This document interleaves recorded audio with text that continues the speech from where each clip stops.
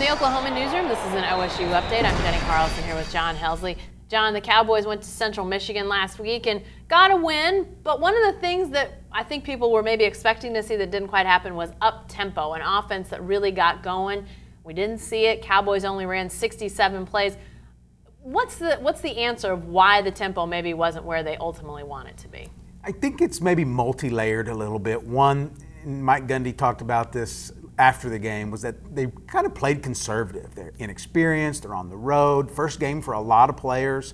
I think they played very conservative in their play calling and their approach, tried to maybe not lose the game.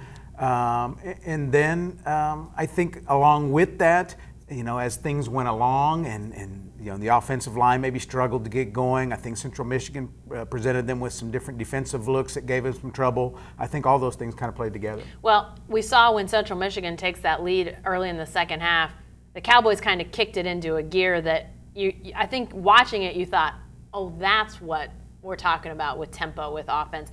They just ran their more of the offense you expect to see, rolled off a couple touchdown drives, and all as well. Is that the type of tempo that they would like to have in a perfect scenario, or is that not even where they want to be? Well, it's that and more. Okay. And you know, they did play faster. They threw the ball downfield more.